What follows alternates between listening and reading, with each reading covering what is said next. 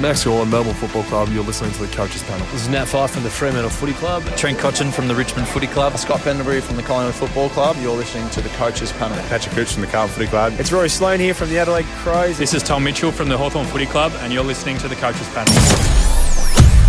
Hello, friends. We are deep into the 20s. Okay, we're not really. We're at number 19 of the 50 most relevant. Hello, it's MJ from the Coaches Panel, talking about a guy that for the past few seasons has been a fantasy footy stalwart in every single one of our sides. But there's a lot of doubt creeping into the fantasy community about whether or not Jackson Macrae can do what he's done for a whole nother season. Joining me to talk about him, it's been about a week since I've got him on. I got the Rainman back. Hello, how you doing, buddy?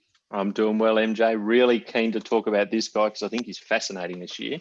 He's so intriguing for almost any other season. And if you go back to listen, I think he's top 5 in the 50 most relevant, pretty much the past 2 seasons. But this year he's dropped down a little bit, and it's probably for one main reason. And we'll talk about that as we get to it. Let's be honest. It's Adam Treloar. No other reason should you have doubts or concerns about Jackson Macrae beyond him. Because even last year, you look through what was in some light a little down for Jackson in contrast to previous years. He still delivered a huge SuperCoach score, 183 against the Brisbane Lions, while in AFLFantasy and DreamTeam, that same game, his best score for the year, an unadjusted 128. You want to play the adjusted game? We're talking 150 territory. That's one of the biggest scores that we got across the season.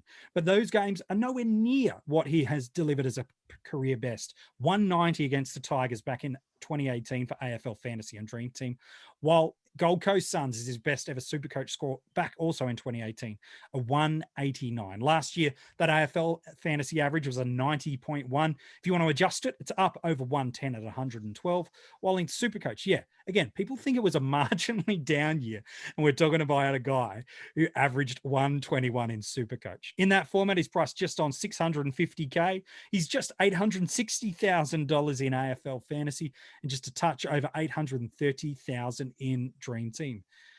Jackson Macrae, Raymond, you just love him as a player. Like when you own him, there's this great sense of comfort that you have that you've got this vice captaincy or captaincy option every single week. And even if he's got a slow start to the game, which doesn't happen very often, you can find yourself at 10, 15 points at quarter time, but still have that confidence to go, that's all right. He'll pop in the next quarter and I'll be on track for 100 by halftime. He really does. You sit and watch some of those games and, you know, the first quarter you haven't seen him. Second and third quarter, you feel like, yeah, he got 2 or 3 kicks. And next thing you know, at 3/4 time, he's on 92 points. Yeah. It's like, how does that happen? He just gets on the end of chains and he finds so much space. And I think what we started to see with 666 and slightly diluted last year is the guys with the tanks will just continue to rack up the points. And he's one of those. Yeah, you think about that year where we lost almost a quarter of a game throughout the year. Not quite. I'm known to exaggerate, Rainman. You know that. The Crows won't finish bottom. I'll get it trending, mate. Don't worry. It'll totally happen. But you think about that. He ranked 3rd in the AFL last year for disposals. Second for disposals and 3rd for uncontested possessions. You think about that lack of game time. You think about a guy, even like he or Andrew Gaff, that where do they dominate the game? Yeah, he can get in and under and do the hard stuff as well. We saw that where he finished 17th for total centre clearances last year. So we know that he can win the ball on the inside, but it's that work on the outside, getting into space, linking up from the Caleb Daniel pass, the Jason Johannesson run and carry, the Hunter on the outside where they're both finding space for each other, or Bont or Dunkley or Bailey Smith on the inside, him becoming that second touch player. He's got that incredibly well-rounded game. And then when you think it can't get any better, he's still ranked top 20 in the league for score involvements as well. So even for a Bulldogs side that lacked scoring avenues last year, he was still strong and impacting. There's not one area of the game that the guy doesn't deliver for us. No, and with that aforementioned tank, he just keeps going as well. So, you know, there's an argument, if you wanted to tell yourself the narrative that his score was impacted a little bit last year because of the shorter game time, sure, I think you can make a compelling argument for that. But realistically, and you know, in SuperCoach, he dropped 2 points and still averaged over 120. In the limited game time where we saw, you know, potentially some of the scaling in that format went to other other positions. Yeah. So, he probably really had a similar year to what he'd had in those years where he was our first pick midfielder off the board. It's so true. You think about that year, 19 tons back in 2019. We'll get to his 2020 year in just a sec. 19 tons in SuperCoach, 11 over 120, 3 over 150, and just 2 scores beneath 80 all year, and that average of 123. 2019 in AFL Fantasy, he averaged 115, just the 2 scores sub 80 all year, 17 tons, 9 of them over 120, and a couple of 150s. Let's delve into what he did just last year in SuperCoach. He ranked 5th for total points and averages across the entire format of the game. 12 tons, 6 over 130, a crazy 3 160 plus scores. And his only score that was below 90 all year came in the final game of the year against the Fremantle Dockers, finishing with that average of 120. While in Fantasy and Dream Team, he ranked 7th for total points, 12th for averages.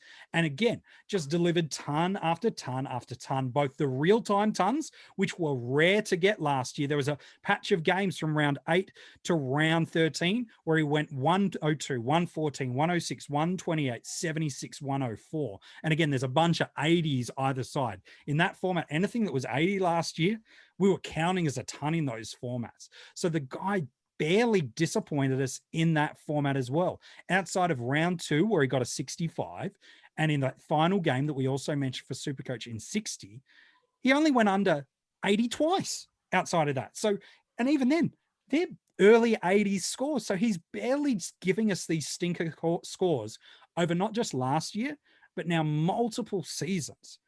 So I think if you've played fantasy footy for 2 or 3 years, you listen to this podcast going, cool lads, that's fine. But there's a big problem that's come for the Western Bulldogs in the off season. And that big problem is another big possession winner and another big boy into that midfield in Adam Treloar. How do you see this playing out, Rainman? Because if you see it positively, you have to start him, almost have to start him. But if you've got concerns, like a lot of people do in the community, they're just wanting no piece of Jackson Macrae. Yeah, I think you can, it depends on the story you tell yourself in your head, MJ. It's really simple. So I feel like there's a lot of people jumping at shadows in the Western Bulldogs. Treloar's in, Henny Penny, the sky is falling. They're a high possession team. That's not going to change. They're going to share that ball around. That's not going to change.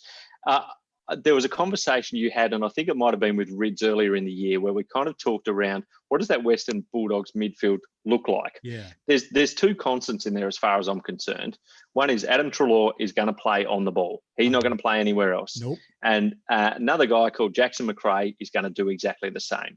Now, there's probably a fear, because whilst you mentioned the Treloar piece coming in, there was also, there was a lot of commentary last year that Macrae went out onto the wing when Hunter was out, and he sooked. That was the commentary coming out. He kind of put his head down. I wanted to dive into that a little bit more, and you know that I love a stat. So had a look. There were two lots of 4 games where Hunter didn't play and Macrae obviously did. So in that first lot, rounds 2 to 5. He was out on the wing a little bit, and he averaged 102 across that period of time. You happy with 102? Yeah, I'd still take that. It's down from what you want, but it's not horrible. Yeah. In the second round, when Hunter wasn't around, between rounds 8 and 11, you talked about some of those numbers before. These are his SuperCoach numbers for those 4 rounds: 169, 162, 113, 183. Yeah, sounds like an impacted player there, doesn't it? Yeah, average 156. Cool. So I'm happy to sit here and tell people not to pick him. But I think, he is going to, if he's out on the wing or if he's out a bit wider, he's still going to get the ball. But you think of the mix that they've got going through there. Hunter's going to be on a wing. Totally. Potentially there's a Bailey Smith out on the wing. Yep. There could be a Lipinski out on the wing. There's what do they want to do with those kind of back half as well? So Johannesson pinches up there as well. Yeah. They've got all of these players. Bond will roll forward. We know that. Dunkley, who knows? Third ruck. He could be anywhere, but he'll be through the mid, a little bit up forward. He could be a bit anywhere. But I think Macrae and Treloar in particular, they're just staying in that engine room and they're not moving. I just don't see how he moves anywhere from that place. We know the Bulldogs have this game style that Beveridge loves, players that can play multiple positions. And there was a time a few years ago, maybe 4 years ago, where Macrae was playing off that half forward line and pushing up, much like we've seen Lockie Whitfield, Brodie Smith, even Dustin Martin to a smaller extent do elements of that, where they want that penetrating kick inside forward 50. But I don't feel the Doggies are in that position where they need him to be that guy anymore. Where is Macrae at his best? He's an in and out midfielder who has elite endurance that can get to stoppage to stoppage to stoppage. He can burn opponents on the outside. And when you think who you need to shut down to beat the Bulldogs, your attention first and foremost has to go to Marcus Bontempelli. You don't beat the Bulldogs by shutting down a Jackson Macrae alone, because you're not going to be able to beat him from stoppage to stoppage. Because while, yeah, he's got good center clearance numbers, he's top 20 in the league, where does he do the most damage? In an uncontested possession space. How does he do that? With great field positioning and great work rate. And there are not many players that can play the negating role that can stop you on the outside efficiently and prevent you with body positioning on the inside. So even if you get him in one, he'll just hurt you in the other. And I think that's the other benefit of Treloar coming in. So one, Bontempelli still is number one. If they're getting cut up, the opposition is getting cut up on the inside, they're going to go to Treloar. They're not going to go to Macrae because they just can't catch him. He's got the guts that can just keep on going and going and going. The other thing that I just love about Mr. Macrae is his upcoming run early. You know that I love an early run. Love a fixture.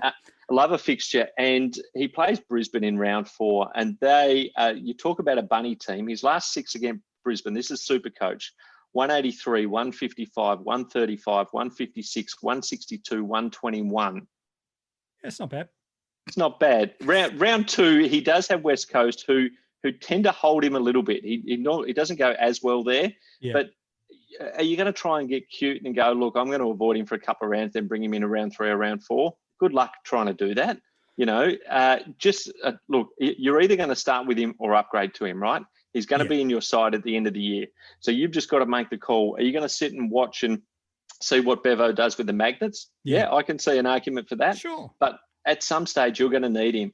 I err on the side of I want to start this guy because across those first 6 games, he could be up around 130 quite easily. No question marks about it. And again, you want these multiple options. If you're starting with a premium midfielder, they need to be someone that you feel comfortable putting the vice captaincy or captaincy on more often than not over those first 5 to 6 weeks. One of the biggest things that people do is they go, oh, he's a value midfield premium. I go, cool. How many captaincy options do you have in your starting squad? Because if you only have 1 or 2, if those matchups are poor or you get a slight niggle in one of those players, you're trapped in options. Yes, you can't have 8 captaincy options to start in your beginning squad. But if you've got at least 4, that most weeks that you go, look, the matchup might not be perfect, I could put the captaincy on him. And Jackson Macrae, for me, even with question marks, I go, he's the kind of player that, as you said, he could pop a 130 average over those first 4 weeks comfortably. You alluded to that mid-run that he did for us in SuperCoach and DreamTeam in the middle of the year. If you get that at the start of the year, it becomes the Lockie Neal dilemma of the start of the year for us, where coaches are like, it's a little bit over what he normally does. It's a little bit over what he normally does. And now we find ourselves at round 5 going, I have to pass on him because he's too expensive, or I have to sell the farm to get him now. That's the type of player Macrae can be. He's damaging, he's scary, and what I like most about him this year is he's unique because people are scared of that midfield mix. Yeah, and who'd have thought we'd be having that conversation? That most people would be not looking at Macrae. I think the only other thing that may kind of steer you off is his buy. Yeah. He does share it with a couple of players there, but look, I think he's got, if you look at the players he shares that buy with, he's probably got just as much upside as any of them. Well, it's probably Lockie Neal, Patrick Cripps, and maybe Zach Merritt are the most relevant big premium midfielders. You could, say maybe a Sam Walsh or an Elliot Yeo or, Andrew McGrath. Like, you can go as deep into those lists as you kind of like, but they're probably the big 3 to consider. There's nothing in our backs or forward lines there that makes us feel we're so petrified we can't start these multiple premiums through there. Yes, there's some options to consider, but it doesn't feel like round 14, where if you don't structure your team right, you could be in absolute catastrophic problems at some point. So look, for me, if someone said, I'm going to upgrade to him because I'm concerned about Treloar, and again, with only one community series game, we're not going to get much data. So if you're concerned, you can't start. But if you've got no hesitation, if you go, yep, they're getting another 25 to 30 possession player in the game, but it's not going to impact Macrae. It might impact the other more fringe guys that'll get center bounces or wing rotations, but it won't impact the main guys. If that's what you believe, then you've got yourself a legitimate, unique, high-scoring captaincy option who has done it for year upon year upon year. And it could just be a great score. And again, like you said, it goes pear-shaped. What he's up? He's a 100 guy in AFL Fantasy. It's a 105 in SuperCoach. Now, that's it going catastrophic. Yeah. You don't want that from your starting premiums, but it's at least a keeper. You've overpaid, but at least it's a keeper. It's not the 80, 85 where you're now going, I can't do anything with this. I'm now losing 20 points a game. At least if it's that worst case scenario, you can deal with that. Couldn't agree more, MJ. I think, there's a really easy narrative that you can make either way. Yep. You've just got to back it if you're going to make it. Yeah, I think so. All right. Where he goes in drafts. I'm of the belief that we will see minimal mid selections in the opening round of any format. I think people and our friends over at the Draft Doctors, they've got their mock draft simulator up now. I tried a strategy the other day, Rainman, where I just locked in one forward premium and one defensive premium in the first 5 rounds. And can I tell you, my forward line especially, it stank. It drops away really quick after that top tier. So because of it, I think a lot of people go early on those rounds.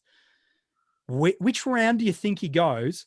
And will he be someone's M1, or will someone push hard and get lucky at an M2 with Macrae? Yeah, I think there is merit this year in punting mids, as much as I hate that, because it's always my strategy to go heavy on mids early. But I think there's a world where if you're in a 10-team draft, you could get Macrae on the turn. Yeah. You really could. If you're talking your 3 big defenders, your 2 rucks, maybe 2 or 3 forwards, Lockie Neal, Tom Mitchell get locked in. If you've got pick 8, 9, 10, 11, you're getting Jackson Macrae, I reckon. And if you really wanted to double up, and let's say it's a SuperCoach draft and you got Oliver with pick 9 and Macrae with pick 12, I reckon you are just dancing out of that draft. Yeah, I'm just so fascinated to see how much the Treloar edition scares people in drafts, because you're right. He was historically a top 5 candidate across the formats. He's a late first round pick, but I see some people getting real lucky with a super late second as well, where they talk themselves out of this gun midfielder and all of a sudden he goes there. There'll be those that just go, I want no part of the Doggies midfield this year. And I get it. I actually understand why they believe that. But I feel like if you're in that middle part of that back of the second round and he's still sitting on the board, it feels wrong to say you're winning the draft in the second round, but you feel like you are. If you've locked away your Grundy, your Whitfield, your Lloyd, even a side bottom or a Dunkley, or, maybe for some that's too high, or a Dangerfield, and you've got that middle portion of the draft pick, and then you can counter that with Macrae at pick 15 or 16. Wow, that's a great M1 in your second round. So, yeah, I'm with you, man. I don't know many that'll go him in the first round for fear, but in the second round, go nuts. And if he slides later than that, snack some people upside the head, because he's just too good. Yep, get me in those drafts. Yes, please. We want tickets to those drafts. Hey, Rainman, appreciate your work today as we've talked about the great man, Jackson Macrae. Great to chat again, MJ. If you want to go and read the article on Jackson, it is online now for at coachespanel.tv. All the other players we've revealed so far, there are articles for them and the links for the podcast. Well, you can get them the same way you're listening to this one as well. So Spotify, iTunes, your Google Podcasts, or you're listening online at coachespanel.tv. They are all there. New podcasts landing every single day with different members of the fantasy footy community. We've had some great guests along so far. Stevie Fizz and Statesman from the Draft Doctors. We've had the Phantom from SuperCoach, numerous members of the coaches panel, Kane, Tim, Rids, Louis, Benny Gogos, of course. But tomorrow, a new friend to the coaches panel. He's on board. I'm not going to tell you too much about why this guy's on, because it'll probably give it away. But if you're a SuperCoach player, you know the name of Lek Dog. He's on tomorrow. I wonder which person he might really be keen to talk about.